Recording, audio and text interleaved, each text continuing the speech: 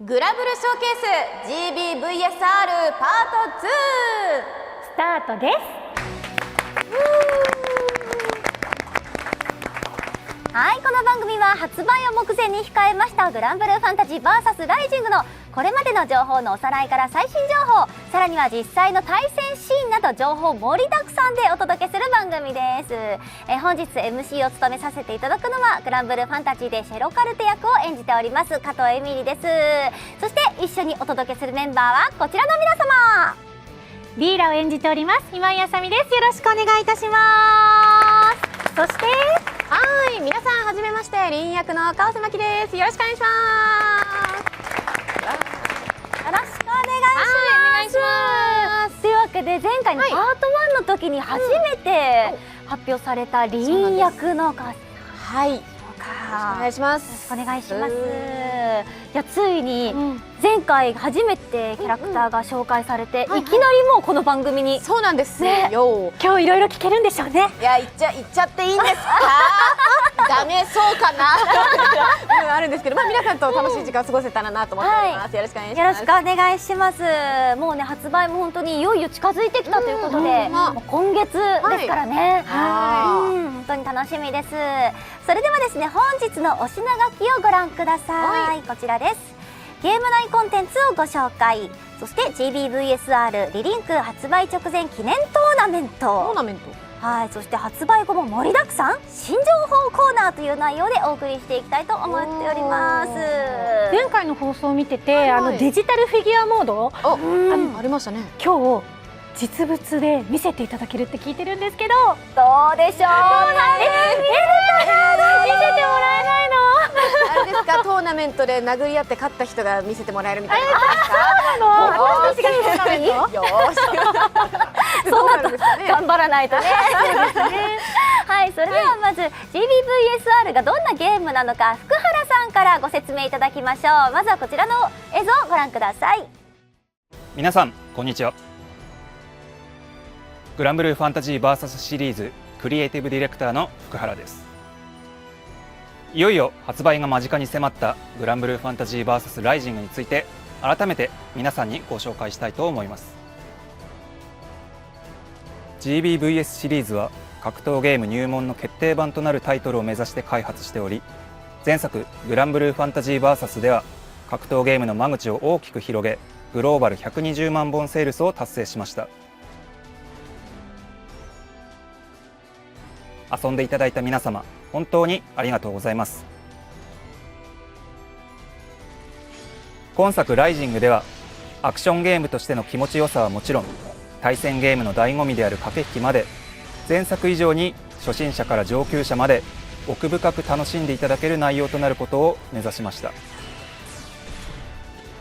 ワンボタンで全ての必殺技を出すことができるほか、ボタン同時押し操作でド派手なアルティメットアビリティ、奥義、相手のガードを打ち破るレイジングストライクなど、シンプルな操作システムで爽快感の高いバトルをお楽しみいただけます。前作で登場した24キャラクターのほか、新たにアニラ、ジークフリート、グリームニル、ニーヤの4人のキャラクターが追加となっており、もちろん発売後も継続的に新キャラクターを追加していく予定となっておりますのでご期待ください。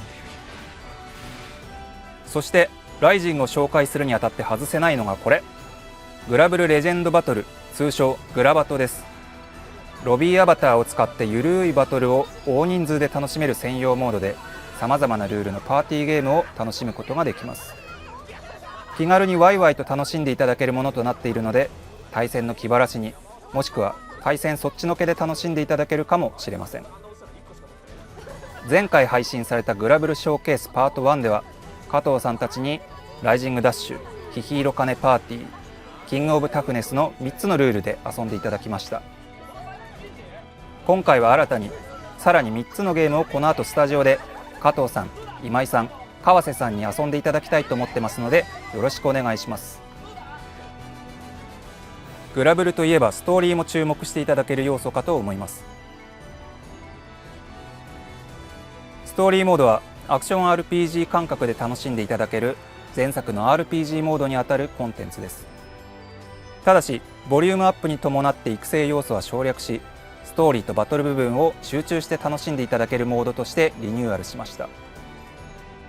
前作50話までの部分も収録されており、ライジングでは新たにその先の物語を体験することができます。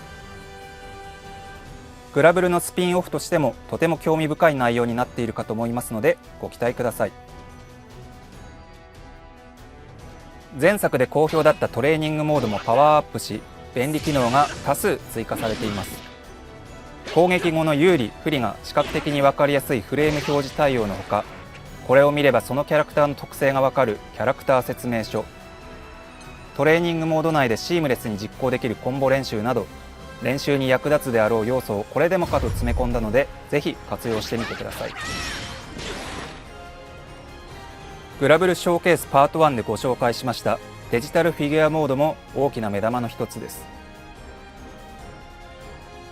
このモードでは GBVS に登場するグラブルキャラやオブジェクトなどの 3D モデルを自由に配置・編集し、自分だけのジオラマを作ることが可能です。ハイクオリティな 3D モデルを使いつつ、細かなパラメーターも編集できたりなど、工夫次第でいろいろなことができるかと思います。このあたりは宣伝用にと実際に作成してみた作例です。プレイヤーの皆さんの作品を見るのが今から楽しみです。どのような感じで作成を進めるのか、後ほどスタジオで実際に触りながらいろいろ紹介しようと思いますのでお楽しみに。最後に、こちらは格闘ゲームとしては最も大きな要素かもしれません。快適なオンライン対戦を実現するため、今作ではロールバックネットコードに対応しました。さらにプレイステーションと Steam 間でのクロスプレイもついに実現します。お好みのプラットフォームでプレイしていただければと思います。急ぎ足とはなりましたが、以上がライジングで注目いただきたい部分となります。この後は引き続きスタジオで追加情報などをお伝えできればと思います。ありがとうございました。はい、いやーすごいですね。改めて見るとすごかったですね。戦闘シーンがあれ、本当にゲームの中の映像ですもんね。初めて見た人はアニメーションパートかなって思っちゃいそうですし、なんかモーションもド派手なアクションって感じでしたね。なんといってもやっぱり目グリグリしてましたね。デジタルフィギュアモード、視線をいろいろ変えたりとかもできるから、そんな細かいところまでできるんだって思いますもんね。こだわったら止まらなそうですね。本当に無限にいろんなねキャラクターたちが見れるんじゃないかなと思いますけれども、それではグランブルーファンタジー VS ライジングの商品情報についてのお知らせです。グランブルーファンタジー VS ライジングは12月14日に発売予定。通常版であるスタンダードエディションに加え、豪華版のデラックスエディションが現在好評予約受付中です。デラックスエディションは初期28キャラクターのカラーや武器スキンをはじめ、グランとジータの10点の極みに至りし者のコスチュームスキンやプレミアムアバタービカラインもついてきちゃいます。発売後に実装される6キャラクターの使用券も含まれたセットになっていますので、 GBVSR をたっぷりと楽しみたい方におすすめのエディションとなっています。さらに PS ストアでご予約いただいた方は12月11日月曜日0時から遊べるアーリーアクセス券が付属します。エミリちゃん、コスチュームスキンって前回はなかったですよね。そうなんですよ、なんかなかったんですけど、まあこういうね、なんかいろいろとグラントジータとかビーラとか、もういつかね。いやもう本当にビーラ様とお姉様よろしくお願いします。いや本当に、いやどんなのが来るのか今から本当に楽しみですね。期待したいですね。またなんと PS ストアではですね、早期予約特典としまして PSN アバターセットが付属します。プレオーダーしないと手に入らないアイテムとなっているのでお見逃しなく。次に無料で GBVSR を遊べちゃうフリーエディションのご紹介です。一部機能に制限があるものの、オンライン対戦やロビー利用、ストーリーも第1部前作の40話までの範囲をなんと遊ぶことが無料でできちゃうんですよ。すごいですよね。でさらになんと前回の放送でみんなで遊んだパーティーゲームのグラバトはこのフリーエディションでもプレイ可能となっています。嬉しい。無料でここまでできちゃうとなんかどうしようかな、買おうかな、やろうかなって悩んでる人がもううんほとんど試せるわけですかいやらね。そうなんですよ。なんか触ってみて、ぜひ決めてみてほしいですね。ねひょっとしたらね、格ゲー今までやったことないよって方も入りやすいですし、その入った後で格ゲーもちょっと遊んでみたいなっていう気持ちにもね、なりやすいです。そうですね。そうそうだから本当にねいろんな角度からちょっとこの GBVSR をね触って遊んでいただきたいなと思ってます、というわけでまずはねちょっと興味ある触ってみたいという方はこのフリーエディションダウンロードしてみてください、それではここから新情報をたくさんお届けしていきたいと思います。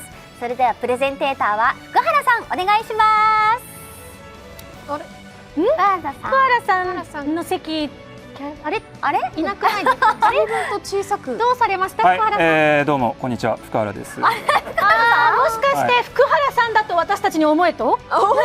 やいやいや、何を言ってるんですか、福原さんじゃないですか。ちょっとお姿が私には可愛らしく見えたものですから失礼いたしました。今日ですね、スタジオのスペースと、絵面の都合でこのような姿になりました。はい、どうぞよろしくお願いします。お願いします。はい、じゃあ早速なんですが、はい。まずは、今日その川瀬さんにもいらっしゃってるっていうことで、ストーリーから紹介していきたいと思います。GBVS これまでのあらすじっていうところで、こんな感じでしたと。バブさんと戦ってベリアルとも戦って、気になるところで終わってたかなと思います。でその続きがライジングで楽しめるんですけど、今日は発売直前っていうことでですね、その第3部の冒頭2話部分をつるっとお見せできればと思います。おー贅沢。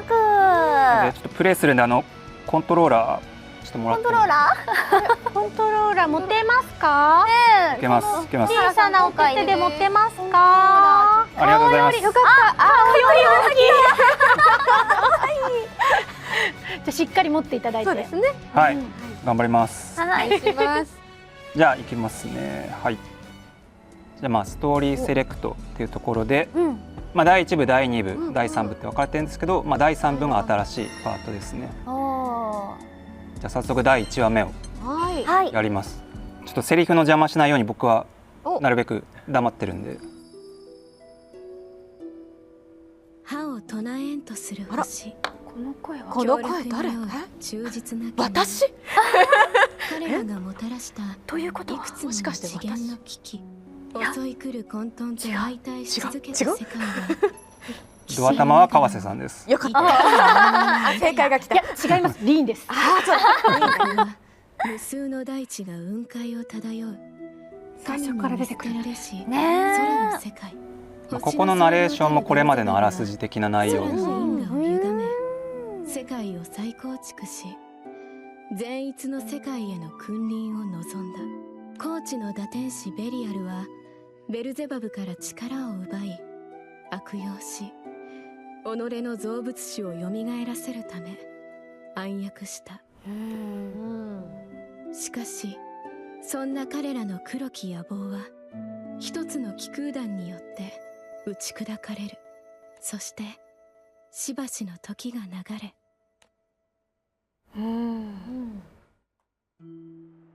あら、お、誰だ？これはこの後ろ姿はまさかいきなり出てきたね。そんな世界が終わる。リーンです。こちらがリーンです。いきなり出てきます。はい。もう出してくれた。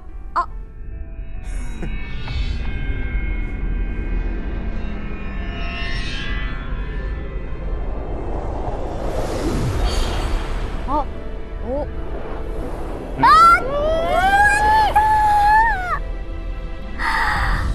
はよう、俺のメシました。いやストーリー的には待ってちゃダメなんだよ。絶対に待ってちゃダメ。ア感動の再会ってやつだ。わお。ここはついに会えましたねまず因果率の訴求性を調べる。すべてはそこからだ。このベリアルをスルーする感じがね最高にいいです。仕事のできる男は違うね。で、どこから手をつける？準備運動なしで本当に大丈夫？顔が綺麗。顔のアップ顔綺麗だな。はここが1話目です。あ、まだ1話、はいじゃあまだ見れるんですね。 2話までなのでこのままいきます。やっためちゃめちゃ見せてくれますね。ー。本当だ。この後も結構長いんでね、2話ぐらいはいいでしょうと。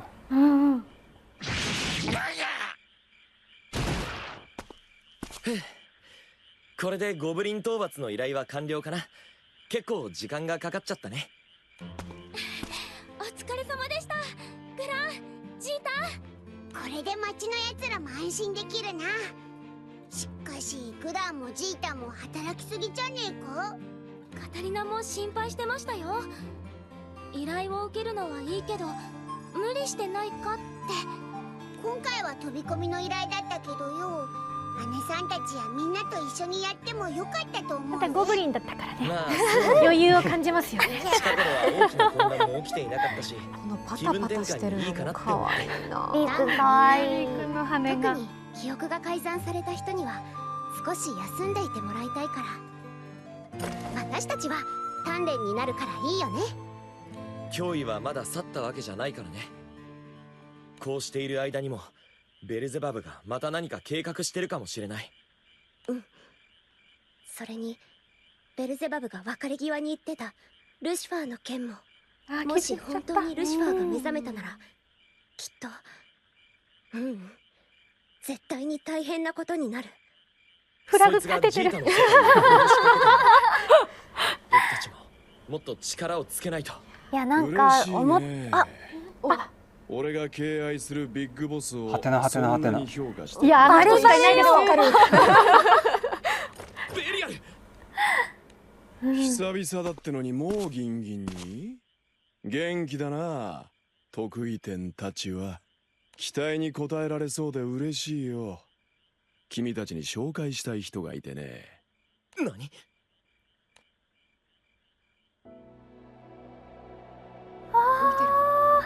かっこいい。え、もう戦うん？まだ2話ですよね。そうだよね。早い。うん野郎、やっぱり復活してやがったのか。もしくは B が戦う？行くのか。新キャラ。やり合う前に歓談でもしないか。ほら、夜空のこ星でもうベリアルと眺ルシファーが並んでるだけでなんか目が潤います。めながらそうだね。本番も盛り上がる。だしグランジータが並んでるのもバーサスならではだし。そうですね。本当にそうよ。黙ってストーリー上でも本編の方は喋らないし、こうライジングの方ではねグランとジータがちゃんと会話してるっていうのはね、グラン、アニメ見てるみたい。今まで戦った何よりも強いよ。ほらやっぱり戦うよ。早い展開ができてないよ。ここからまあバトルですね。本当だ、いきなり。わあ、そうだ。こう登場の仕方がこう本編と同じだ。存在を消し去り真のゼロへと至ろう。だがまた今度とか言わない？今はまだ。空に終末をもたらすなんて僕は認めないぞ。ルシファー、信じてます。ぶっ飛ばし。来い。ここまでです。ここからじゃん。本当見たかった。でももうすぐこれね見れますもんね。そうよ。いやでもあとは冒頭ねリーンちゃんが出てきて。そうですそうです。まあこの後ちょっと進むとまた出てきたりするんですけど、まああとは製品版をプレイしてですね確かめてください。はい。リーンがちらりと出てきたんですけど、ちらりと出てきたことによりまた謎が深まってしまったんですけれども、なんて言うんだろう。リーンはでもちょっといいですか、これちょっと紹介。あ、もちろんもちろん。いやリーンはまあちょっと言えないことが多すぎて、でも皆さんにお伝えできるとしたら、まっすぐで元気で、とっても可愛らしい子っていうのと、まあリーン自体はグランとジータのことを知っているのかなっていう描写がちょっとあるとのことで、ちょっとどう関わってくるのか、この先のストーリーをぜひね見てほしいなと思いますね。でもキーマンってことですよね。今回のストーリーの主軸になってくるのかな。なっちゃうかも。なっちゃうかも。って感じですね。なんか冒頭のリーの登場したポーズがなんかこう祈りを捧げてるみたいにこう顔つけてるのもなんかちょっと気になるなって思って、確かにいやルシファーも気になるし、レイも気になるし、そう楽しみです。はい、福原さん、そんな情報の続きありますか？そんなこんなでですね、ついにルシファーが復活しましたと、というところで、ルシファーがボスキャラクターとして登場します。いや強そうなのよ。はい、でボスキャラクターということは、DLC キャラクターとしても実装されます。早い、ってことは私たち自身がプレイで動かせるってことですか？そうですね。うわー、そうなんだ、すごい。でキャラクターパスパート1っていうくくりがあるんですけど、その1人目の追加キャラクターとなります。なるほど、いや1人目からインパクトが強すぎるんですよ。ねでルシファーはそうです、配信が1月中旬を予定してますんで、楽しみにしていただけたらなと思います。はい、でこちらキャラクターパスパート1のロードマップとなります。ルシファーの後は2月、4月、5月、あとは夏と秋に追加キャラクターがそれぞれ配信予定となってます。で追加キャラ、ルシファー以降ですねに関しては今月23日のグラブルフェスっていうイベントがあるんですけど、そちらでも続報がありますんでご期待ください。楽しみ。でも GBVS ってやっぱり登場時のこうキャラクター同士の掛け合いっていうね、ものがあったりして、なかなか普段絡みが聞けないようなセリフがあったりしてね、特にビーラなんかたくさん収録されてると思いますし。そうなんですよ。普段ストーリー上で絡まないキャラクターとかは、もうその時にこの憎悪の感情をどのぐらいにするかとか決めるのもすごく楽しくて、そうこの次誰が出てくるんだろうっていつも収録の時に一足先に私は分かってしまうので、ワクワクでもありつつ、なんかうっかり言わないように気をつけなきゃっていう恐怖もあります。確かに追加キャラ6人ですからね、ちょっと気になりますけれど、誰が来てほしいとかってありますか？それは愚問よ。今愚問よ。一応私十賢者のロベリアっていう人なので、ロベリアは GBVSR とても向いていると思います。登場待ってます。カメラ目線で誰にお願いしてるんだ。でもね、今回ね、ルシファーが登場するということで、やっぱり関わりの深いね、ベリアルとの掛け合いのセリフだったりとか、今まで関わったことないキャラクターにどういうコメントをするのかとかね、本当気になるところがたくさんあります。はい。そして、あとそうですね、前作でその DLC キャラクター、追加キャラごとに、一緒にロビーアバターも付属してたんですが、それがライジングではプレミアムアバターっていうものになります。そのプレミアムアバターっていうのはそのデラックスエディションについているアバターっていうことですよね。そうですね、ピカラの。なんかでもプレミアムってついてるから、なんかこう普通のアバターと何か違うのかなって思いましたけれども。そうですね、プレミアムアバターとロビーアバターって、区別があるんですけど、そのプレミアムアバターっていうのは早い話がパートナーに設定できる、ロビーアバターっていうことですね。ちょっとスライドあるんですけど、こんな感じでいろいろ言ってくれるっていうやつです。パートナー基本的に応援してくれたり褒めたりしてくれるんですが、癖が強いキャラも結構いるので、グラブル、ルシファーだと結構辛辣なこと言ってきたりとか、そういうのが好きな人にはおすすめできます。なるほど、いいですね。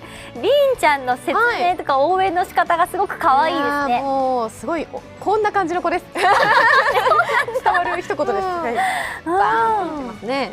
でリーンもそのプレミアムアバターありまして、これはストーリーをクリアしていただくと入手できるっていうものになってます。なるほど。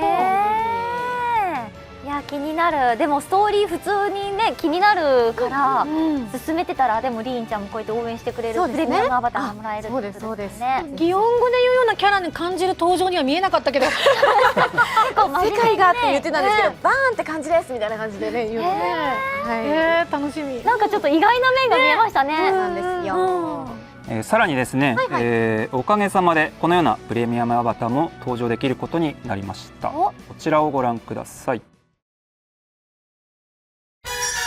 よーし、けっぱるべー。スペシャルウィークです。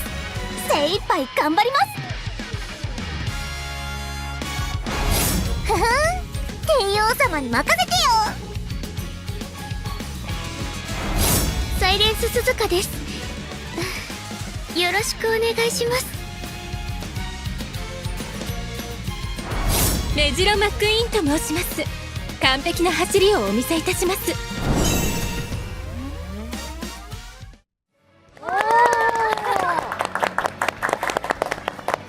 はい、というわけで、ウマ娘プリティダービーよりスペシャルウィーク東海帝王サイレンス鈴鹿メジロマックイーンのプレミアムアバターセットが DLC として登場します。おー、すごい。プレミアムアバターというところで先ほどご説明したパートナーに設定できるのはもちろん、オンラインロビーだとかグラバットでも使用できます。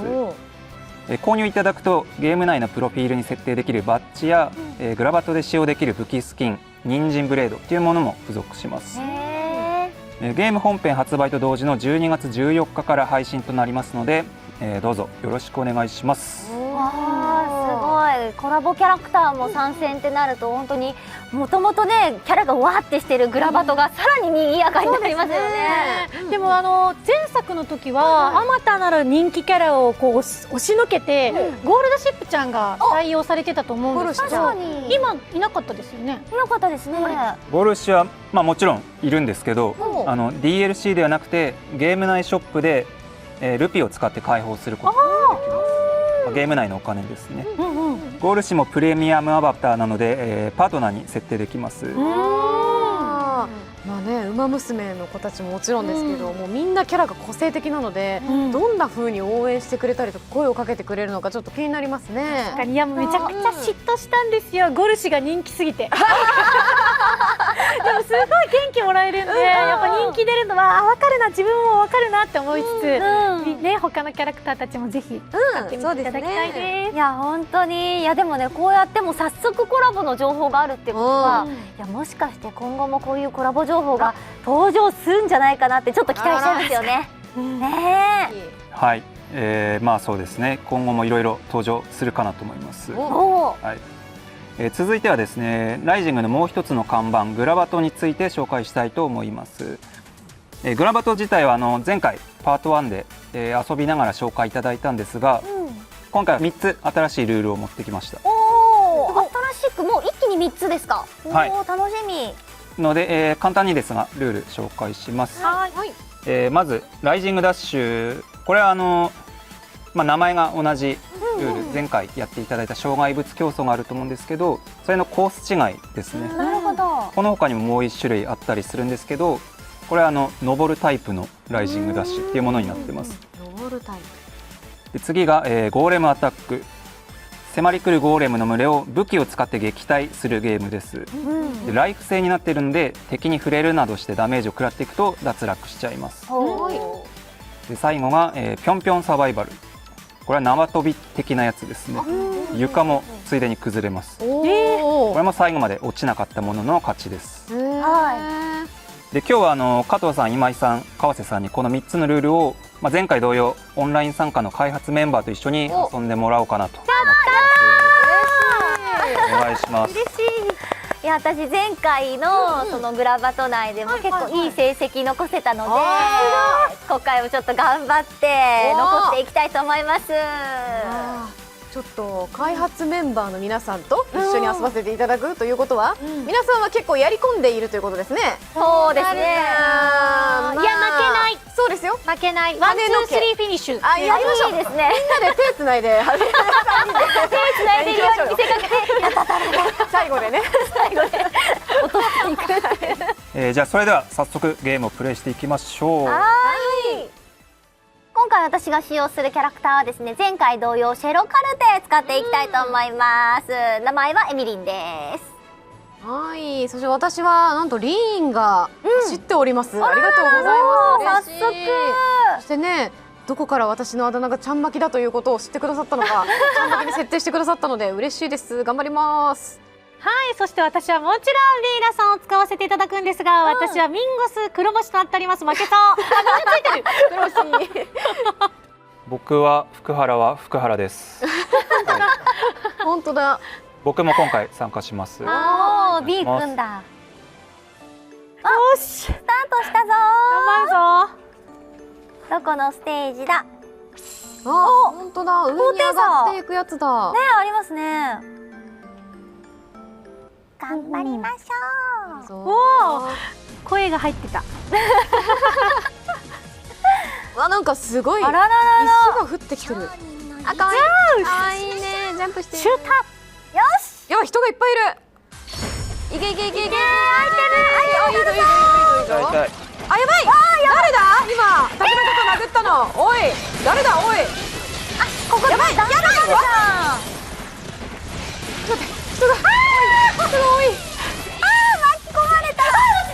どけどけどけどけどけどけどどけどけどけ。でかい。あ、ちょっと待って。正解。やばい人いる。ちょっとどいてどいてどいて。凍ってるぞ。ここみんなで壊すのかな。あ、いけいけいけいけいけ。いいぞいいぞ。ちょっとあれ、福原さん邪魔です。邪魔です。怖い。どいてください。落ちてくるなんか。あ、まずいかも。あぶね。あ、まずいかも。うわジャンプジャンプジャンプジャンプ。危ない危ない。よっしゃ。ちょっと待って、ここどこ？危ない危ない危ない。ここどこだ？こっちから行こう。やばい、今回は順位がやばいぞ。まずいまずいまずいまずいまずい。待って、福原。誰かがめっちゃ殴ってくる。誰これ。ルリア、やったやったお、ルリアが。おお。クーラが暴れてる。やめろ。クーラーコースに行くぞ。追いついてきたぞ。待って、前に人がいない。おお。これ私はずっとこれ爆弾持ってるのか？福原さんめちゃめちゃ攻撃してる。めっちゃ落ちた。よいしょ。待って、なんか強風が吹いてる。やばい。まずい。おお。しくじった。あ、見えてきた。ミコさんが前にいる。ミコさん、ちょっと待って、ちょっと先に行かないでください。行かないでください。これは私が行かないでくださいね。ちょっと待ってくださいね。あ、人がエビ。嘘。やった。もしかしてまた1位ですか？はい。嘘だ。よいしょ。やったフィニッシュ。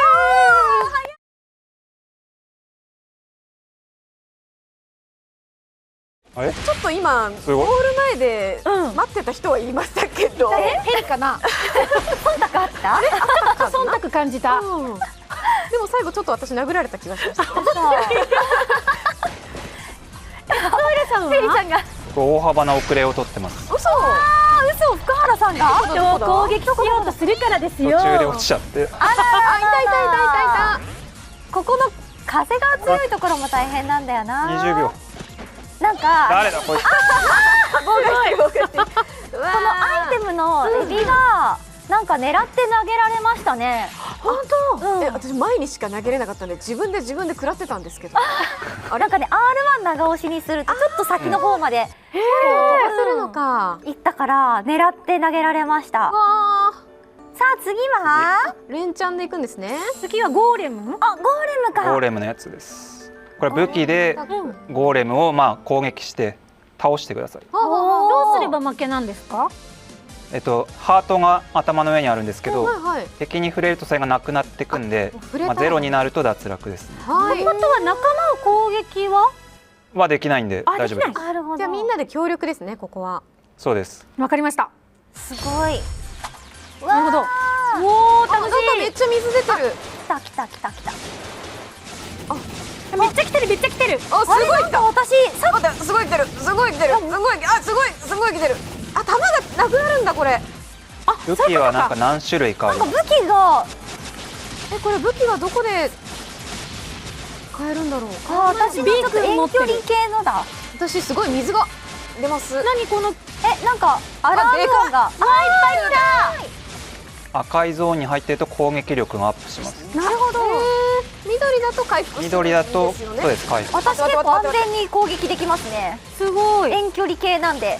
自分が何なのかがわからない。私何なんだろう。これだこれだ。このからも切る。あ、これ。味方かと思ったら敵だった。みんな強いな。ありがたい。出たぞ。意外とでも何これ。攻めてくる合図だ。なるほど。優しい人がすごい。ざっくり。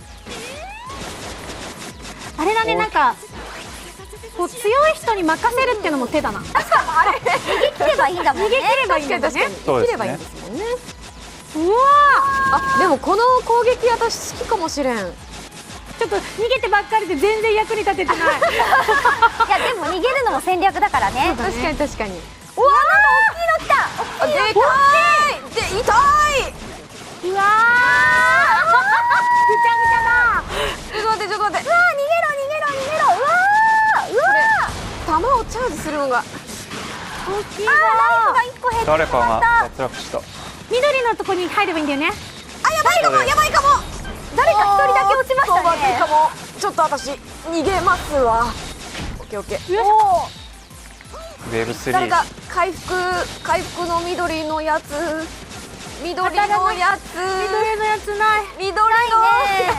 私当たってないかも。あ、みーちゃんが1個だ。ライフが。あらららら。あ、緑。あ、私もあ、やつ。赤い。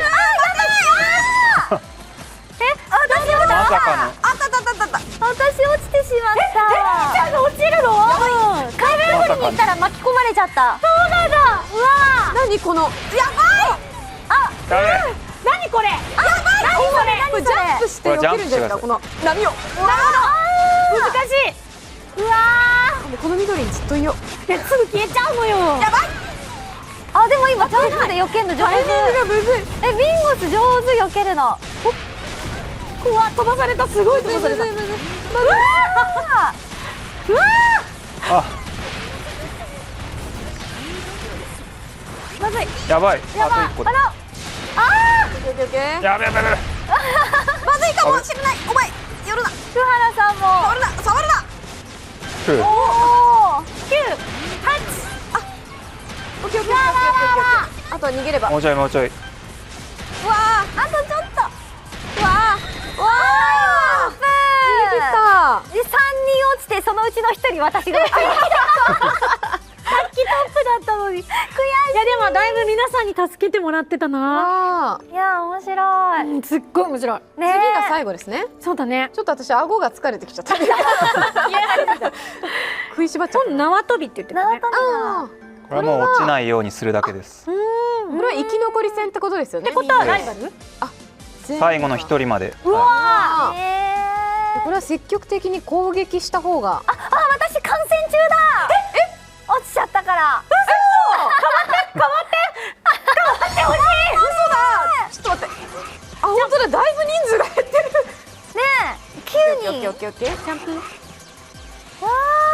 オッケーオッケーオッケーオッケー。ー。同じ枠にいたくない。なんだこのアイテム。よし。あれ、ローマイもう落ちた。ローマイ落ちた瞬間見ちゃった。やばい。あ、バブさん。やばい。福原さん。バブさん。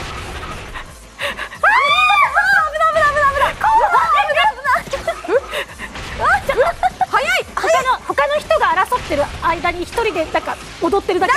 ちょっと待って。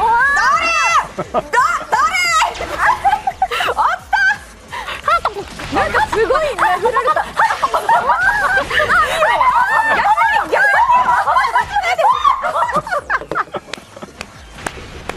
あれあと2人。あれ、福原さんが残ってるよ。福原さんだけ。あら、そこまで。あ、じゃあ福原さん。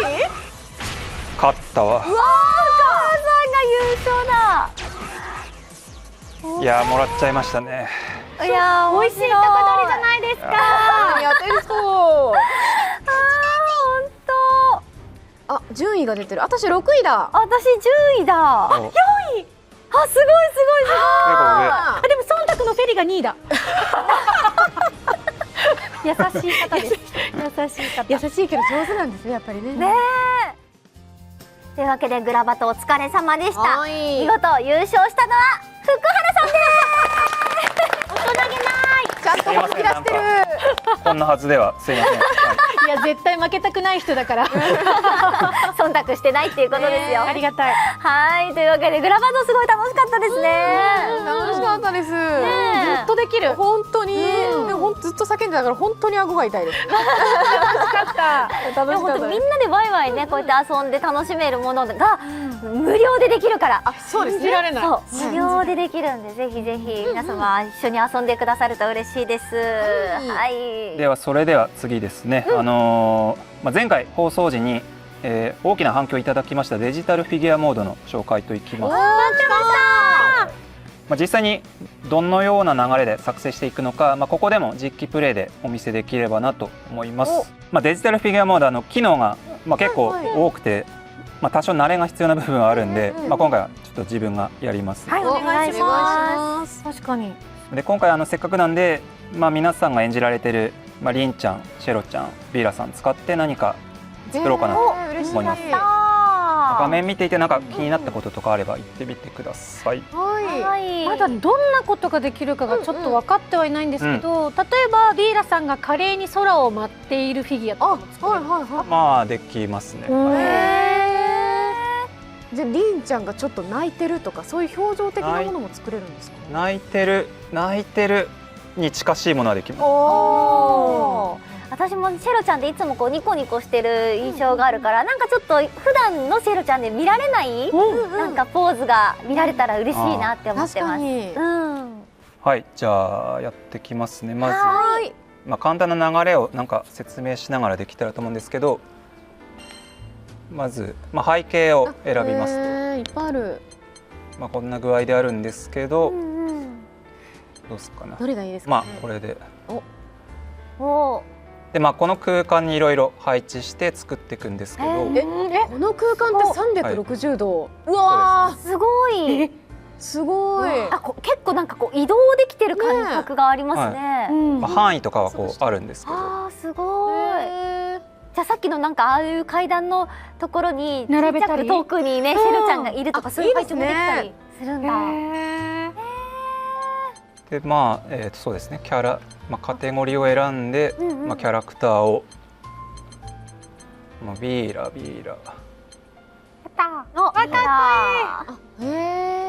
ポーズはプリセットで用意されてます。なるほど。で表情もこんな感じで。いい顔。目の光がなかったですね。視線もこれか。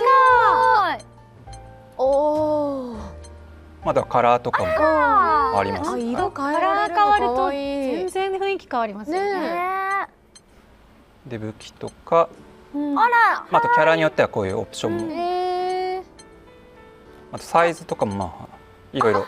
いいですね、サイズ。そうなんだ。ビーラはシュバリエバージョンと一緒の中で選べるってことですかね。そうですね。かっこいい。一旦全キャラ置きます。何体まで出せるんですか？これは、この左上に配置可能コストってあるんですけど、このゲージがいっぱいになるまで。じゃあまだまだ置けますね。はい。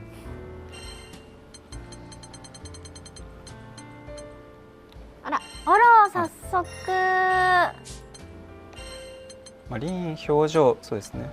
かわいい。泣いてる。確かにちょっと泣いてる。これでやれるかなってぐらい。かわいい。シェロはすいません、ちょっとポーズが少ないんですけど。かわいい。でもこっちのバーってなってるのがいいな。いいな。かわ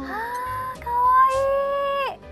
はい。でそうですね。ちょっと3人で何ができるかっていうところで工夫次第ではあるんですけど、ちょっと思いついたのを今作って。いっぱいあるオブジェクト。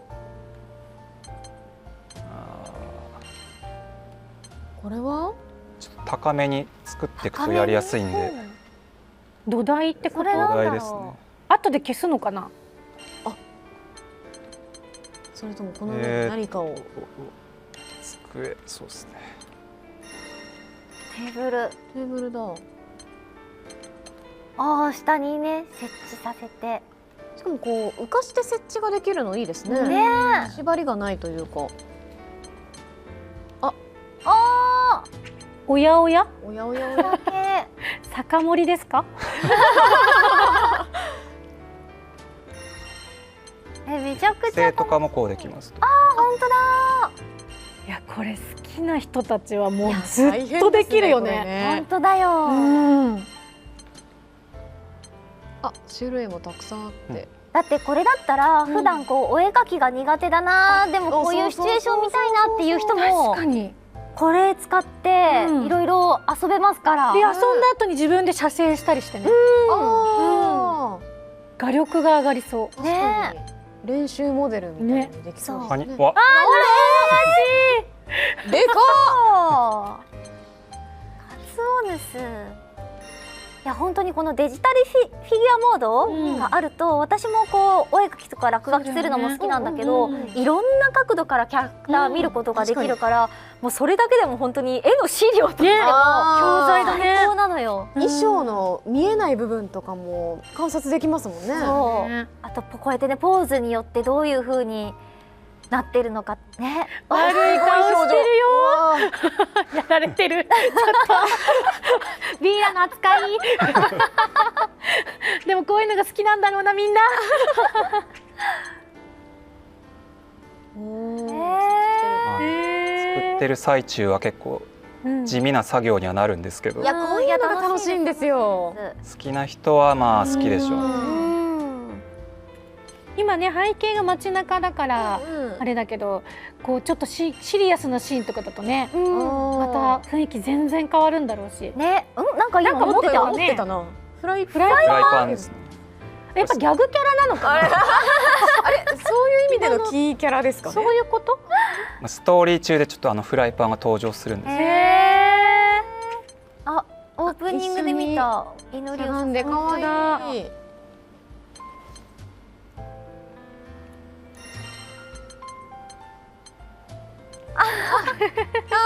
あ、かわいい。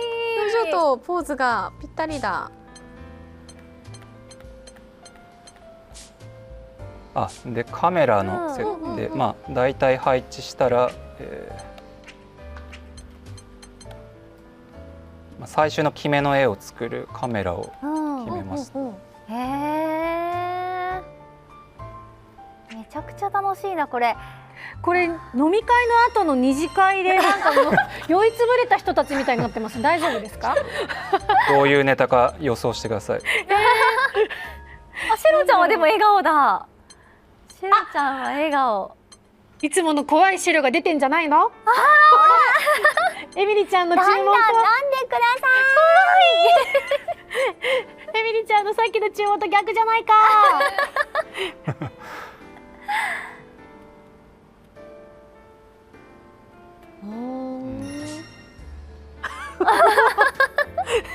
ギャグキャラなんよ2人とももう。大丈夫ですかの顔してますもんね。これを持たせた。あ、大きい。そういうなんか小物のサイズも変えられるからいいですね。ははは。なるほど。お皿そうやってちょっと消してね、埋めて消すっていうことができるのか。でエフェクトとかもいろいろある。すごい。見えない主役が見えない。すごい湯気湯気。湯気ちょっとだけ出すみたいなこれテクニックがすごい。すごい。食べさせこれを食べろと。いろいろ。びっくりマークいいですね。心理描写が。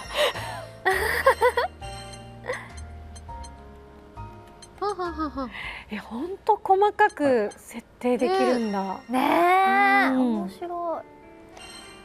なるほど。さっきの視点の1回決めたら右下にずっとその視点でどういう風になってるかって確認できるんですね。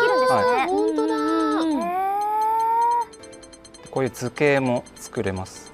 図形が作れる。球体ボックス板とか。すごい。これをどういう風に活用するのかアイデア次第って感じですね。本当にプロが使ってるツールって感じしますね。ここまで出しちゃっていいのかレベルになんかこう開発のいろんなノウハウがね見れる感じがしてすごいな。どういうわかんなくなってきた。そうですね。黒い壁になった。まあ、こういうので背景、まあ、風景じゃないのもいろいろ作れたりします。なるほどね。カラオケボックス。パスタが落ちちゃったのか。うん。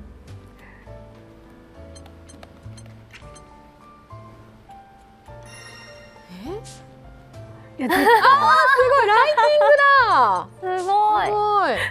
切ない。あ、そうだそうだ。でライトもキャラごとに、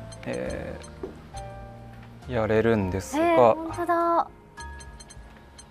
うわあ、影の入り絶方が。あ、本当だ。絶望。顔に影入るだけでだいぶ違いますね。すごい、本当に細かいところまでできる。なんか映画のこうセットみたいじゃない？ね俯瞰してみると。温度差よ、シェロカルテと2人の。シェロちゃんニコニコだからな。まあ、被写界深度とかもまあ設定できるんですけど、ちょっとぼかしたりできるんだ。どこにピントを当てるかっていうのも決められる。まあ、この場合はちょっといらないかな。まあ、あとはまあこうフィルターとか、すごい。すごい。おしゃれ。色集さでめちゃくちゃ楽しい。これやり始めたら朝になっちゃうよ。こだわり出しちゃって。まあいろんな飾り付けがこう出てます。今のシュバーってやつよかったな。集中線。そう。ああ、なるほど。あれすごい、そんなビートになる。そっか、最初からそれに当てはまるように作ればいいのか。あ、映画見た、映画のワンシーン。本当そう。まあちょっと時間も時間なんで一旦これでこの短時間でここまで作れるのすごくないですか？すごい。これかな、はい。わあ。いや、これはですね、ネタとしては、まあリーンとともにアルビオの新規事業をビーラさんが始めましたと。でその新規事業をするにあたって、まあ、シェロに融資の相談に行ったところ、まあ、投資してほしかったら床に落ちたパスタ食えるやろって言われて、まあ、覚悟を試されてるシーンっていう。やはりこれを食べろとっていう。はい。そしたら出資します。いつもと一緒のようで一緒じゃない。まあ今時間の中でちょっとやれる範囲だったんで、まあ、凝り出すと本当にアイデア次第でかなりいろいろできるかなと思うんで、まあ、プレイヤーの皆さんの作品ですね、 SNS 上とかで、まあ、見られるのが楽しみだなって個人的には思ってます。というわけで、このデジタルフィギュアモードを使ったフォトコンテストを実施したいと思います。デジタルフィギュアモード、まあ、実際に使っていただいて、まあ、皆さん思い思いの作品作っていただき、まあ、私たちに見せてほしいなと思ってます。で参加方法なんですが、後日コンテスト用のハッシュタグを発表しますので、皆さんの作品を添付したポストにそのハッシュタグをつけて投稿いただくという形になります。で入賞作品が、ウェブサイトに掲載させていただくほか、賞に応じてスペシャルな商品を用意しようかなと思ってます。気になる。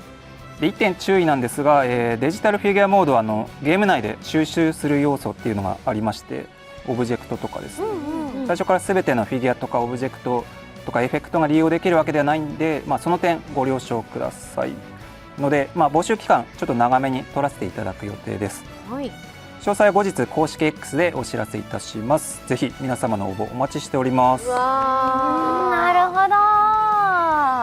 いや、これちょっと本当に私も参加してみたい。ちょっとね、みりちゃん得意そう。いやでもなんかちょっとキャラクターもそういうオブジェクトの種類もねどんどん増えていったら、逆に悩みそう。いや決められなそうですね。どの1枚にしようってなりそうですね。私は最近あんまりこう描写されることがなくなったお姉様とビーラのイチャイチャを作ります。いいですね。そういうのも叶っちゃうわけですからね。確かに、普段なかなかない組み合わせでいくっていうのもね、ありかもしれませんね。はい、それでは続いてのコーナーに参りたいと思いますけれども、福原さんはここまでということらしいですね。そうなんですね。なんか移動があるようなんで一移動が旦失礼します。あららら。それでは続いてのコーナーに参りましょう。このコーナーはサイゲームススタッフ GBVS チームとリリンクチームの皆様がそれぞれのタイトルの宣伝権をかけて戦うトーナメントとなっております。題して GBVSR リリンク発売直前記念トーナメント。はい、こちらのトーナメントの様子をお届けするにあたりまして GBVS シリーズの実況解説としておなじみの中尾さんをお呼びしております。中尾さん、よろしくお願いします。はい、実況解説の中尾です。よろしくお願いします。お願いします。いや、もうおなじみの中尾さんなので安心して私たちは観戦したいと思っております。はい、お願いします。はい、それではですね、トーナメントに参加されるスタッフの皆さんに入場していただきましょう。グランブルーファンタジーリリンクチームよりディレクターの梶さん、そしてリリンクスタッフさん、そして GBVS チームよりライジングスタッフさん、そして福原さん。あれ、はい、実写化してる。さっきまでぬいぐるみだったのに、もちぬいだったのに、はい、実写になりました。まあちょっと人の姿に戻って本気でいきたいなと。負けず嫌いがまた出てますよ。さあ、というわけで今回この以上4名でサイゲームススタッフナンバー1を争っていただきたいと思います。はい、ではトーナメントの詳細についてご説明を中尾さんの方からお願いいたします。はい、ルールは1試合選手の1本勝負となります。はい、主要キャラクターやステージは自由となっております。また1試合勝利するたびにご自身の担当ゲームの宣伝を15秒行うことができます。15秒。はい、15秒いただけます。福原さんはですね、両方担当されているので両方の宣伝が OK とのことです。はい、というわけでじゃあこの宣伝時間をかけて頑張って戦っていただきたいと思います。それではですね、トーナメントの組み合わせを決めていきたいと思います。お近くに抽選箱がございますので皆さん順番に引いていただきたいと思います。では梶さんから順番にお願いします。さあお、入ってますね。ガラガラ言ってますね。よ。お、もう2番。さあ2番。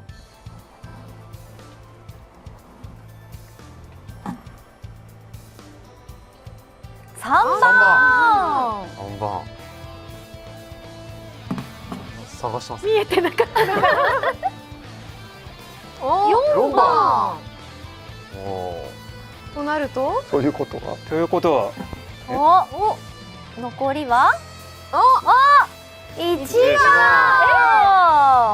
番。これってということはトーナメント表はこんな感じになりました。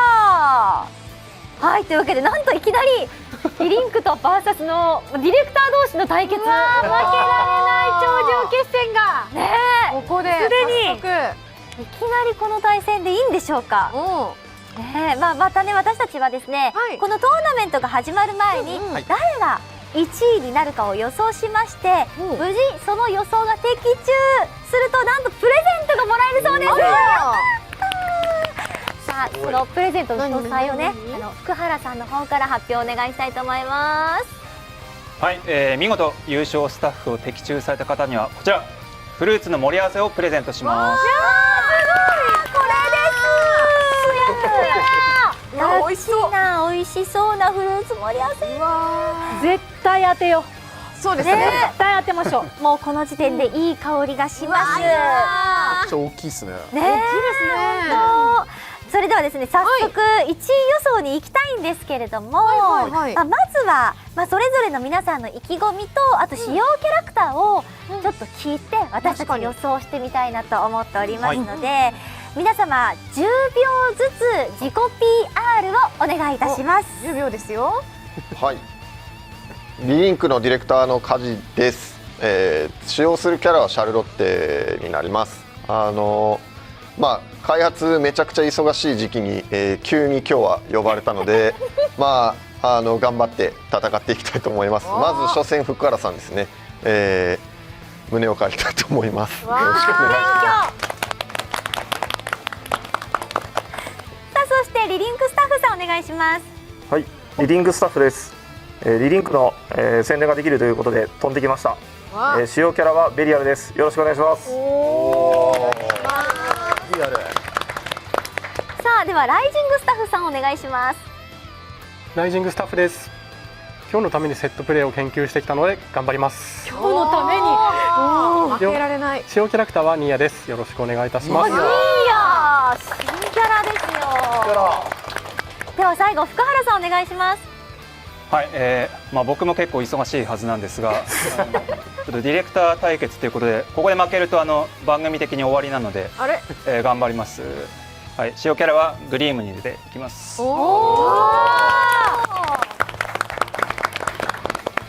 はい、というわけで自己 PR していただきましたけれども、ちょっと意義ありですね。あれ今日私が呼ばれた意味はどこにあるのかなって不安になるぐらい誰もビーラーを選んでない。でも新キャラがね見れるのはちょっと楽しみなんで。そうね。いや誰にしようかな。川地さんもねなかなか予想。そうですね。ちょっと僕にかけたらフルーツ食べれるよって自信ある方いらっしゃいますか？女子ですか？なんで誰もないんですか？嘘でしょ？いやちょっと皆さんが私と目を合わせてくださらないので予想で書きます。はい、ガチで選ぶんですよね。これはい、ガチですね。はい。ではじゃあ予想書いていきましょう。うわ悩むな。悩む。これガチの対戦なんですよね。そうですね。ガチガチの対戦ですね。どうしよう。変えよう。変えよう。誰から誰に変えたのか気になりますね。ではじゃあ皆様予想書けましたか？はい、書けました。はい、では発表したいと思います。予想はこちら。ドン。はい、私はニーヤ使用が特に見たいっていう意味でライジングスタッフさんかなと思っております。私も熱意を感じたのでライジングスタッフさんにしました。私は逆に実はダークホースで強いのではないかとリリンクスタッフさんにします。ちょっと待って、ディレクター選んでる人はないですけど、ディレクターがガチすぎるんですね。本気で勝ちに行くっていうことで。そうですね。果物食べたいんで。いやでも福原さんは結構ね本当にグラブルフェスの会場とかでもたくさん来場者の方と対戦とかもしてるし、そうですね。かなり腕が立つのは私も知ってるんですよ。じゃあちょっと待って、変えていい？変えていいかな？リリンクスタッフさん泣いちゃわないですか？大丈夫です。泣いちゃう。やっぱガチ予想だから。じゃあ変えます。福原さんにします。すみません、ビーラ使わずで。じゃあ私たちの予想はこんな感じになっております。ではじゃあトーナメント早速開始していきたいと思います。では福原さんと梶さんはあちらの対戦台の方へお願いします。はい、ではここからはですね中尾さんに実況と解説をお願いしたいと思います。はい、よろしくお願いします。お願いします。早速ね梶さんと福原さんの対戦っていうまさかのディレクター同士の対決になりましたけれども、いかがでしょうか？結構始まる前から人同士のバチバチ感が伝わってたのも、キャラクターも初期キャラのシャルロッテ VS 新キャラのグリームにいるっていうので、かなり面白い絵面が見れるんじゃないかなっていうので自分もワクワクします。さあそろそろ準備が整ったようなので試合の方へと移っていきましょう。さあそれでは第1試合1P 側が福原さんですね。福原さん VS 梶さんの方見ていきたいと思います。グリーンミル VS シャルロッテ、皆さん盛り上がっていきましょう。さあ 1P 側が福原さん、2P 側が梶さんということで、最初はゆっくりとお見合いしていく様子。グリーンミルはこのように飛び道具竜巻があるので飛び道具が一切ない体一つで戦わなくちゃいけないシャルロッテにとっては少し苦しいかもしれません。突進技を使って触りに行くグリームにいるグリームにいるどうやら刻印を使って動きをかなり多彩にこのように本当だ、刻印を消費しながら戦えるキャラクターのようです。さあさっきから触っていく飛び道具、さあここは突進で止めてシャルロッテのターンに変わっていく。梶さん反撃していきたいがここは福原さんがうまく止めて、さあ電撃技、さあド派手にコンボを決めて体力が大きく減っている。さあ福原さん一切喋らないということは相当集中しているのが伝わってきますが、画面端さあ切り返し相手の攻撃をうまく透かしながら割り込む攻撃になってますね、シャルロッテ。なんかシャルロッテ応援してきた。ちょっと頑張れってなっちゃう。さあこの一瞬キャラクターが金色に光るアビリティの発動があるんですが、それがかなり強力なアビリティになっているので注目してご覧いただければと思います。読み合い、遠距離強攻撃から触っていきたいシャルロッテ。飛びよさあここはコンマ途切れる。上に飛んでいい戦い。うわかなり接戦だぞ。割り込んであらら一撃で決まるぞ。多くはうまく割り込みました。まず第1ラウンドを奪っていくのは福原さん。ちょっと動きが硬いわ。ミスが多い。動きが硬い。さあかなり集中した様子でとんでもね緊張感。3ラウンド獲得すると勝利となります。なるほど。なんかグリームニルの勝利ポーズがすごい可愛かった。細かいポイントにもですね、かなり作り込みが出てるんで、まあ、よく聞くと結構掛け合いがあったりする、特殊な掛け合いがあったりするんで面白いかもしれません。さあ突進技から触ろうとしましたが、カジさんうまく押しのけていく。めちゃめちゃミスする。さあこの刻印を設置したところで行動すると今のように移動できるようです。面白い。さあその際から攻めていく全部のは避けてる。シャルロッテ掴んで、さあこれが決まったらかっこいいでありますという技になってますね。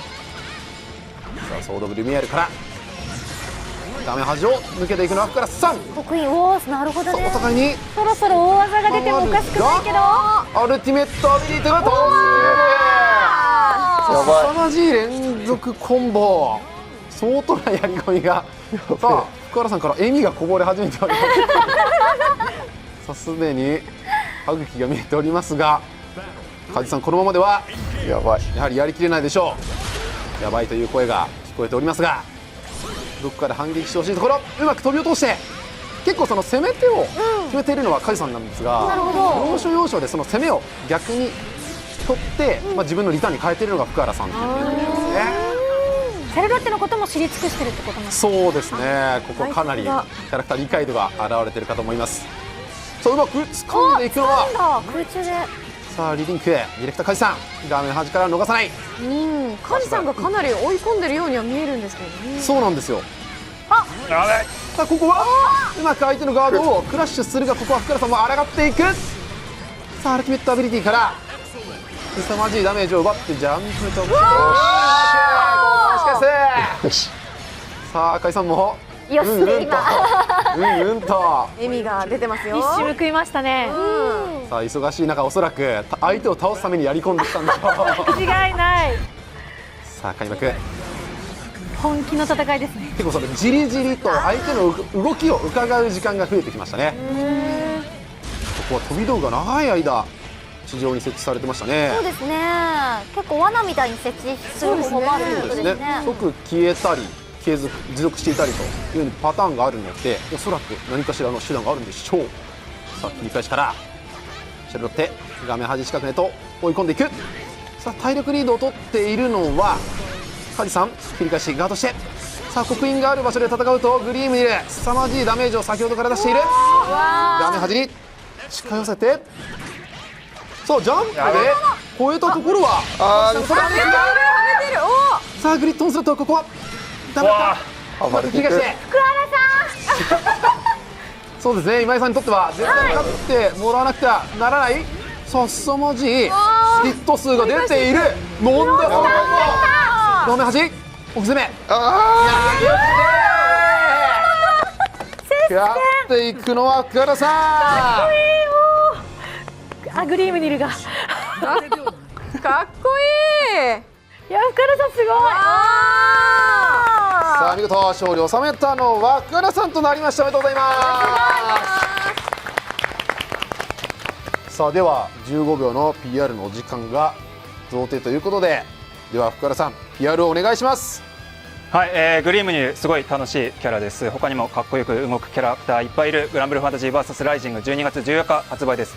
さらに1ヶ月半後、グランブルファンタジーのアクション RPG グランブルファンタジーリリンクも2月1日発売です。両方買ってください。よろしくお願いします。お願いします。両方宣伝できましたね。負けてもじゃないか。ありがとうございます。ありがとうございます。素敵な友情がいいですね。そう終わった後にはありがとうございましたと。さあ皆さんいかがでした？結構白熱した対戦にいや戦目からなりましたが、なんかどっちかが優勢かと思いきや一気に盛り返したりっていうのがそうですね繰り返しね起きていて、本当に目が離せない展開でしたね。やっぱりゲームクリエイターさんはゲームで負けられないっていう気持ちがすごく出てましたよね。すごかったですそうですね。この後もかなりスタッフ陣の対戦になりますから、はい楽しみですね。いや私もグリームニルが刻印を使って戦闘するっていうのがすごく新鮮で、刻印のところでねジャンプしてそのまま直角に降りるんだっていうのとか分かったりして、なんかすごく面白い使い方ができるんだなって思いました。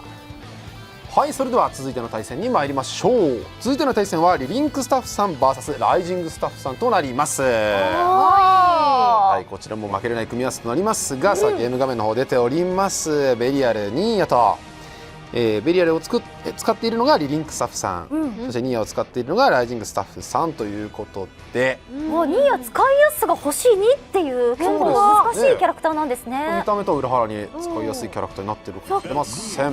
まあでも先にね実装されているベリアルの方が使い込んでる可能性もあります。そうですね。この後どうなっていくのか注目して見ていきましょう。さあそれでは改めてリリンクスタッフ VS ライジングスタッフ見ていきましょう。皆さん盛り上がっていきましょう。さ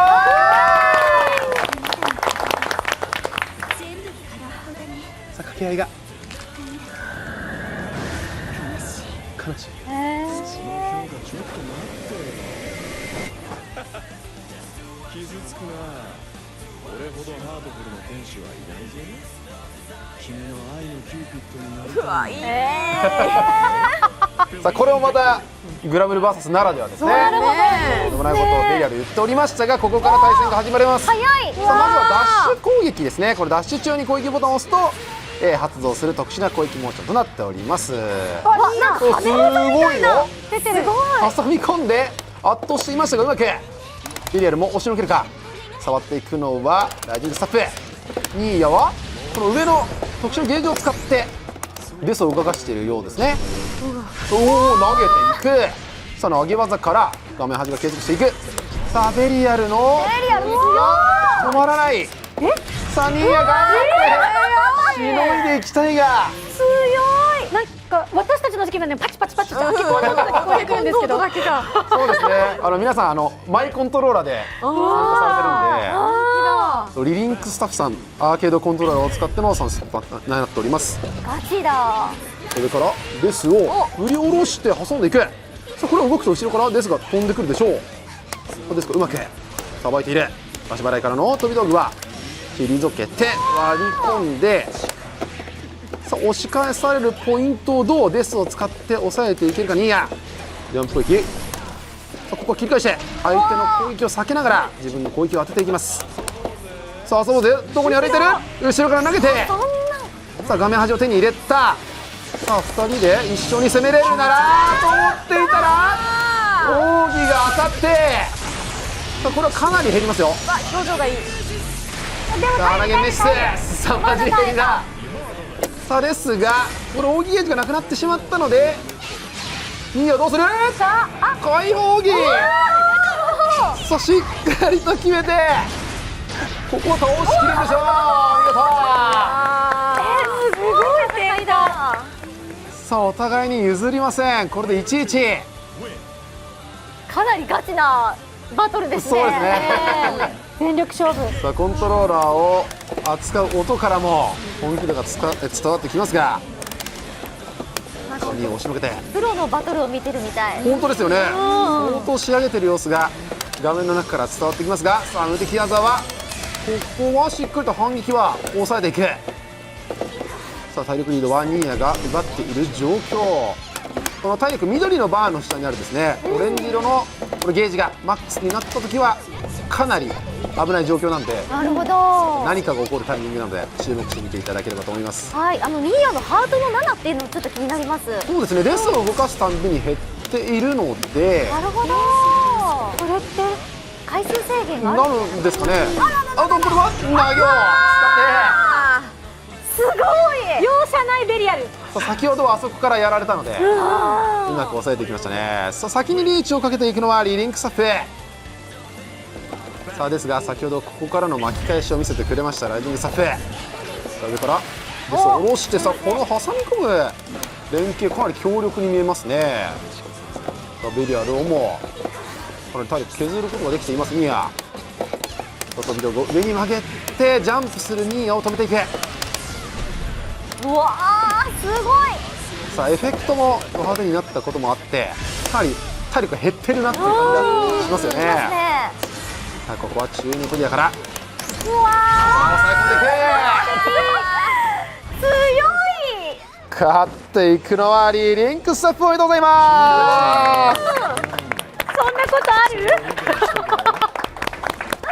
さあセットプレーはかなり詰めてきたと握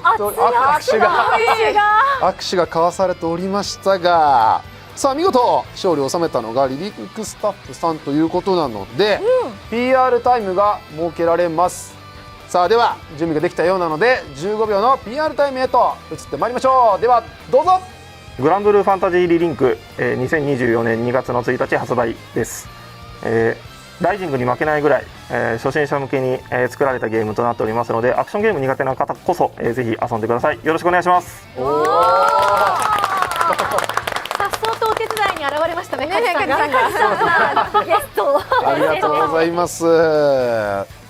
さあいよいよ次はサイゲームスタッフナンバー1を決める対戦となります。決勝戦です。両者ねかなり予選の段階からもう仕上がってるのが伝わってきたと思いますが、さあ今井さんかなり願いを込めておりますが、もうここは福原さんにボッコボコにしてほしいです。味覚を食べたいです。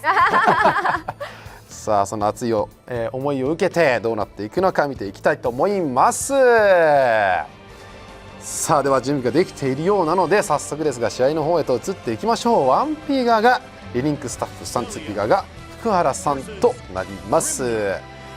ベリアル VS グリムニル、リリンクスタッフ VS 福原さん、皆さん盛り上がっていきましょう。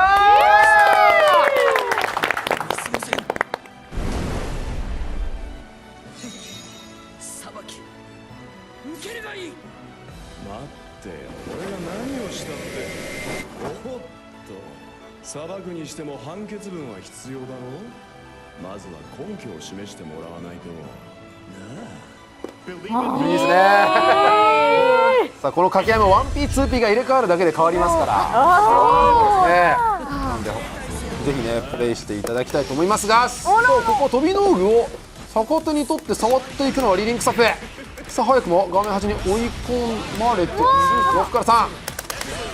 さあ体力を大きく奪われて、さあこれはガードをクラッシュする技になりますね。ガードしてても食らってしまう大技になります。うまい。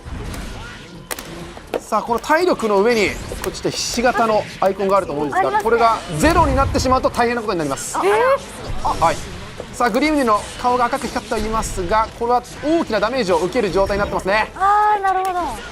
さあここを押し越していく。だからグリムニル、さあ竜巻長く設置されている。さあここは刻印を使って攻めようとしたところを落として投げを決めて、さあ今のそのグリムニルの特殊なその相手を飛び越すような大ジャンプを落としていくというグリムニル対策がしっかりできてますね。そうですね、読んでましたね。読んでましたね。第1ラウンドはベリアルが取りました。ここは投げを使ってダメージを奪っていきます。いや信じてますよ福原さん。追い詰めさあそれがられてからが勝負です。激励となるのかプレッシャーとなるのか気になるところではありますが、さあ飛び道具がかなり厄介そうではありますが、刻印を使って一気に攻めたいが、さあ急降下から攻めて終えていく。ここを返して投げを決めて、気づけば画面端無敵技切り返して、さあ中央へと、さあお互いに相手の攻めを許さない避けてガードクラッシュ技は自分の反撃の一手に変えていく。飛び越えれるのか、飛び越えれるね。お見事。さあちょっと息するの忘れてました。相当やり込みますね。さっきは撃墜されたので逆に着地しないで飛び越してしまおうという読みですね。すごい。1ラウンドの間に読み合いが回っていますが、飛び道具の上から攻撃してグリーンの体力を減らしていきますが、この竜巻がかなりベリアルにとっては嫌そうな雰囲気を出してますね。さあ刻印の設置許しません。中央は飛び道具を使って大きなダメージ奪っていきます。おららら。ささあいいダメージ出てますね。まだいけるまだいける。さあ画面端。さあチューノトリアからの攻めはダメです。足払い。これ第一戦と同じしっかりと止めている。敵技切り返す。さあ残りわずかな体力。しっかりと削り切る。削られましたね最後。さあ今井さんも息切れしますね。さあですがリーチをかけていくのはリリンクスタッフ。ここは竜巻を使ってベリアルの得意な間合いを咎めていきたいところ。得意を設置して一気に詰め寄っていく。さあ上からジャンプ特殊攻撃、攻め継続はさせません。切り返していきます。バードクラッシュしっかりと見てから避けていますよね。さあ刻印を使って攻めたいが、おお避けて、あっと確定の反撃はしのいでいる。トリプルアタックから攻め継続になって気づけば画面端。さあただこのベリアルもワンコンボで倒されそうな体力をしているが、これはどうだ、決まっていくのか。まだ体力になっている。もういらなくなった。間に合ってるのか。間に合っている。反撃できれば倒せる。すごいな。スタッフ皆さんからもおおという声が。息を飲む戦いの展開がわからない。ねえギリギリまで。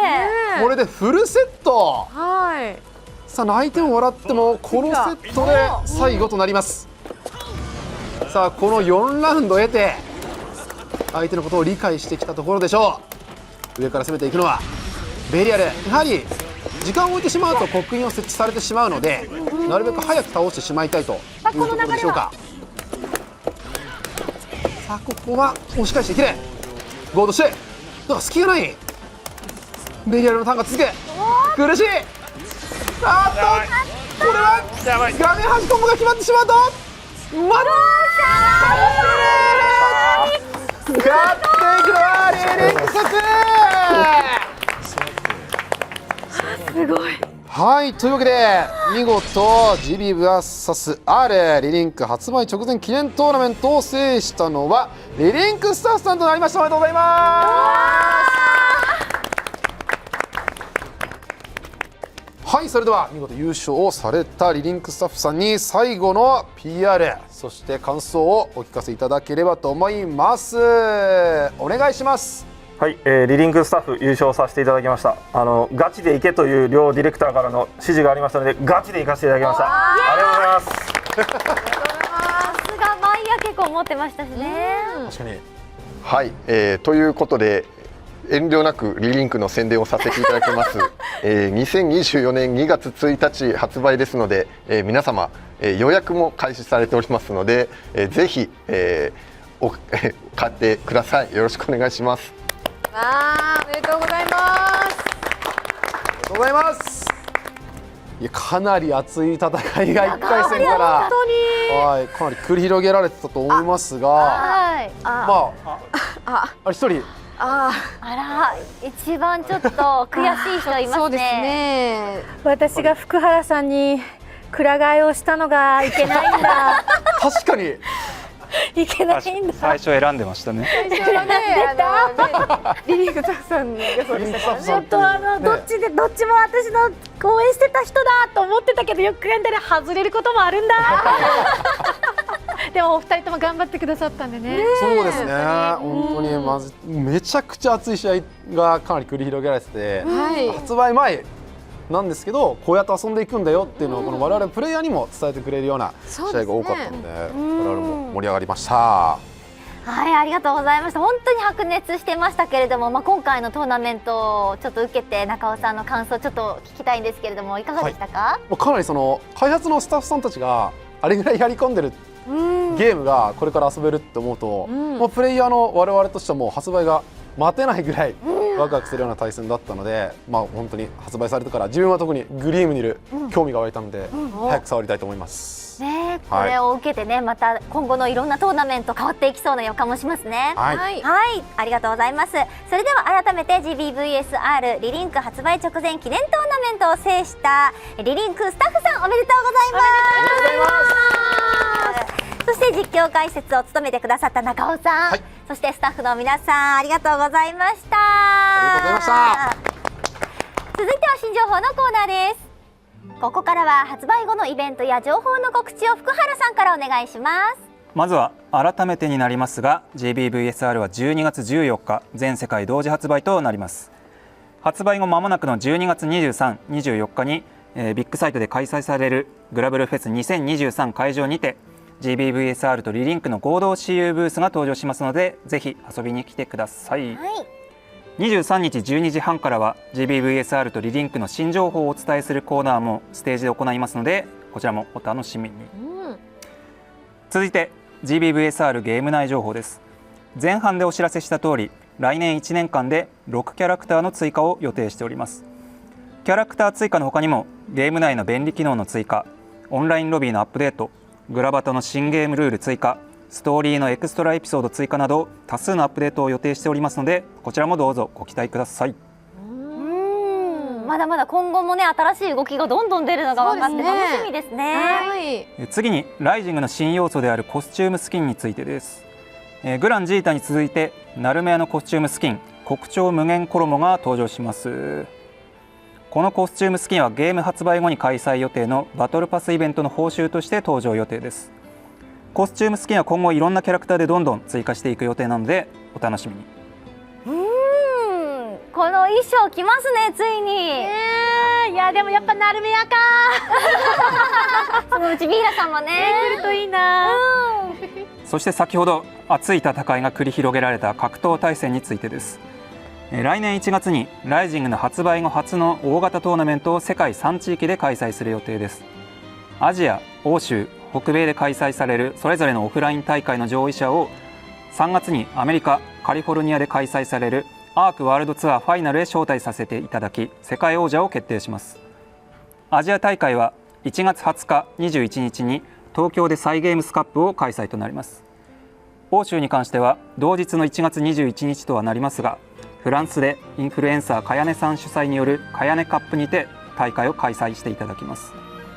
北米は翌週の1月25日から1月28日にアメリカ・シカゴのフロスティ・ファウスティングで大会が開催となります。ご都合の合う方は腕試しにぜひご参加していただけたらと思います。初代世界王者になれるかもしれない。初代は大きいですね。いやしかも世界ですから。そうですね。海外大会ですね。楽しみだ。また先日発表されましたが4月27から29日に開催されるエボジャパンでグランブルーファンタジー VS ライジングがメインタイトルとして選出されました。詳しい情報は今後公開となりますがこちらもぜひご注目していただけたらと思います。いやまだまだ本当にいろんな大会とかね、情報も出てきて、ぜひ本当いろんな方に参加していただきたいなと思ってます。続きまして GBVSR ではさまざまな企業様とのタイアップを予定しています。 GBVSR が快適に遊べるおすすめのモニターやゲーミング PC、コントローラーをはじめさまざまな取り組みをしていきますのでご期待ください。もう加藤さんが持ってるそれはあれ、何ですか？これはですね今流行りのポータブルゲーミング PC といいまして、このサイズで最新の対策級の PC ゲームも遊べちゃう代物です。すごいですよね。この本当に手に収まるサイズ感でこの PS5 のタイトルが遊べるっていうのは本当に本当すごい、初めて生で見たんですけど、画質がすごくいい。そうなの、もう横にねコントローラーもついてるので本当にもう別でコントローラー挿す必要がないんでね。最近のはすごくてですね、GBVS はもちろんグランブルーファンタジーリリンクも快適にプレイできますので、この度ハイビームさんと提携しこの GPD-4 っていう機種なんですけど、を2タイトル推奨機種として扱っていただくことになりました。僕がポータブルゲーミング PC マニアなんですけど、この手のマシンの中ではこの GPD-4 が一番格闘ゲームがプレイしやすいと思ってます。のでライジング、PC でやりたいっていう方はちょっとチェックしていただけると嬉しいなと思います。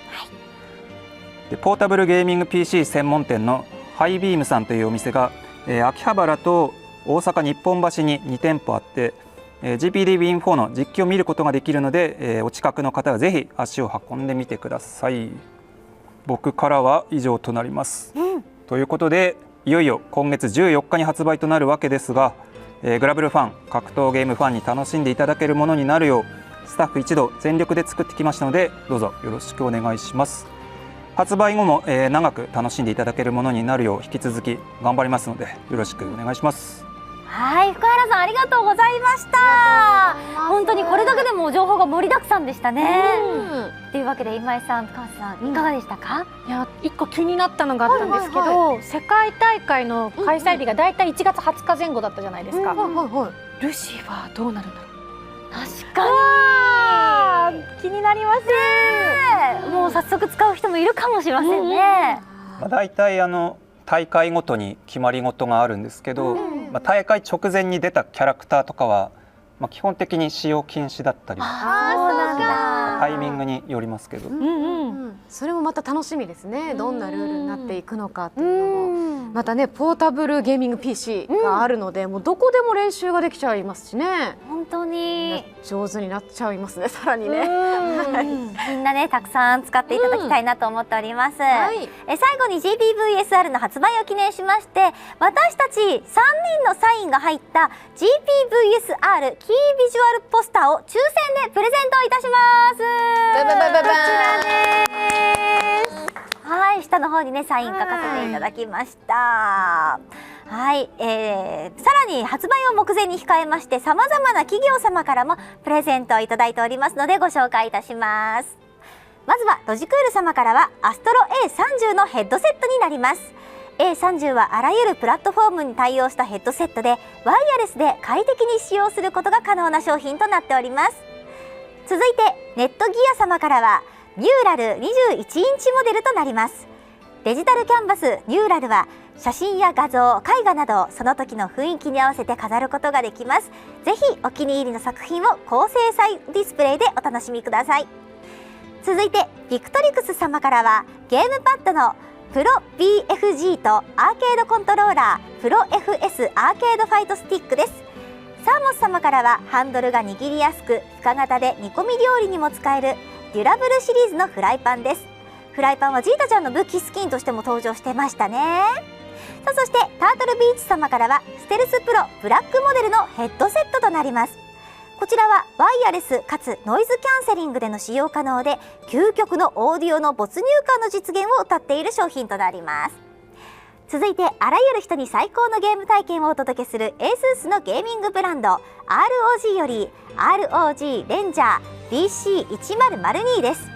撥水素材を使用した普段使いにも最適なサコッシュ型クロスボディバッグで、さまざまなモバイルデバイスを収納可能となっております。続いて通信カラオケのジョイサウンドブランドでおなじみのエクシング様からはジョイサウンド直営店で使用可能な無料券1万円分。さあそして日本大手の電子楽器メーカーであるローランド様からはオンラインゲームの配信に最適なゲーミングミキサーであるブリッジキャストのブラック、そして先日発表されたばかりのホワイトモデル、さらにこちらも配信に最適なコンデンサーマイク A131。続いてゲーミング家具ブランドでゲーミング秘密基地などさまざまなゲーミングライフスタイル商品を生み出しているバウヒュッテ様からはオリジナルステッカーとアーティストコラボパーカーをセットでご提供いただきました。最後に世界を代表するヘッドフォンイヤホンメーカーであるゼンハイザー様からは高音質をさらに身近に、そして気軽に堪能できるモデルとして生み出された IE200というわけで以上となります。本当にたくさんのプレゼントありがとうございます。はい、非常にありがたいことなんですが、以前行った企業対抗戦などのいろんなご縁からたくさんの企業様に応援いただいています。たくさんあるのでキャンペーンの期間を2つに分け第1弾と第2弾という形で皆様にお届けできればと思います。はい、応募方法は GBVS の公式 X のアカウントをフォローしていただき、それぞれのキャンペーンポストをリポストしていただくと応募完了となります。第1弾は今から12月10日まで、第2弾は12月11日から17日までとなっています。ぜひご応募お願いします。はい、ぜひぜひ応募よろしくお願いいたします。というわけでお送りしてきましたグラブルショーケース GBVSR パート2、そろそろお別れのお時間となりました。本当に情報たっぷりお伝えしましたけれども、まずは今回ねいろいろな意味でも初登場、川瀬さんいかがでしたか？いやー、皆さん改めましてはじめまして、川瀬真希ですということで本当たくさん情報がある中でグラバトだったりとか、みんなで一緒にプレーすることもできたり、熱いトーナメントをね生で見ることができて、ちょっと私もホクホクの時間でした。ありがとうございました。これからねちょっとリーンについてみんな少しずつしていくんじゃないかなと思います。ぜひ一緒にプレーして可愛がっていただけたらなと思います。ありがとうございました。今井さんいかがでしたか？はい、もう本当にいろんな情報が盛りだくさんで、もう一回見直してね皆さんも情報を整理していただきたいなと思うんですが、私としましてはですね、トーナメントで熱くなりすぎまして、自分の手に爪の跡がつきましたちょっと映りにくいんですけどね、そうほら本当だそれぐらい白熱した戦いを見ることができたので、また世界大会などでね白熱した試合を見るときにはこうやって祈りながら見たいと思います。はい、ありがとうございました。さあ、そして私の方からは本当にねパート2ということでしたけれども、パート1とはまた違ったね今度 GBVSR に結構特化した番組になりましたけれども、本当に新情報とともにリーンちゃんのね、いろんなそういうしゃべる姿だったりとかも見られたし、あとねファーさんも新しく参戦することが決定したということで、本当にこの先の楽しみが増えました。ありがとうございます。トーナメントもとても熱い戦いでした。さあ、そして最後に福原さんからもご挨拶いただきたいと思います。いかがでしたか？はい、敗北した福原です。頑張りましたよそんなこんなで GBVSR いよいよ12月14日発売となります。スタッフ全員すごいこだわりを込めて、いろんなモードを作ってきましたんで、長く楽しんでいただけるものにできればっていうところで、運営の方も頑張っていきますし、大きい大会すでに予定されてますが、ちっちゃいイベントとかも結構コンスタントにやっていければなと思ってるんで、ご注目いただければなと思います。あとは、負けたんで僕も宣伝するんですけど、グランブルファンタジーリリンク2月1日に、発売です。これもサイゲームス、カジをはじめとしてですね全力で作ってきた大作になってますんで、こちらも合わせて両方楽しんでもらえると、非常に嬉しいと思ってます。で両方の新情報はグラブルフェスでまたありますんで、そちらも見てください。今日はありがとうございました。というところで、それでは本日はご覧いただきありがとうございました。最後にここで初公開となる最新 PV ストーリートレーラーを見てお別れしましょう。せーの、バイバーイ。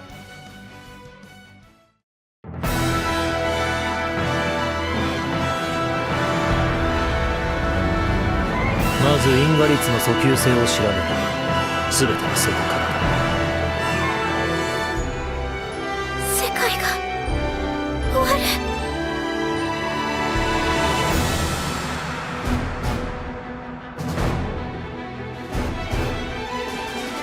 僕は得意点なんだ。不可能だって可能にしてみせる。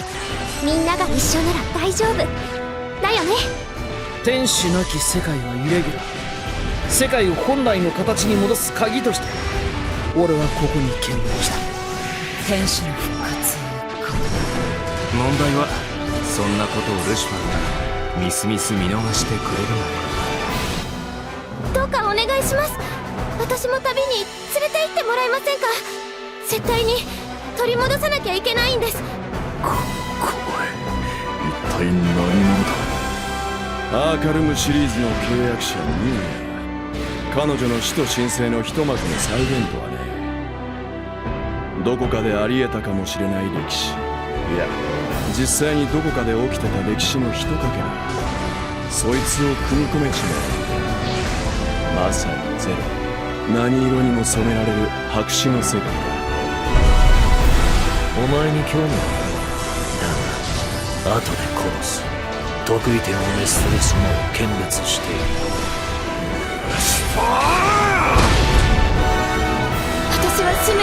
します。どうか私を許して。私たちケンリ未来を取り戻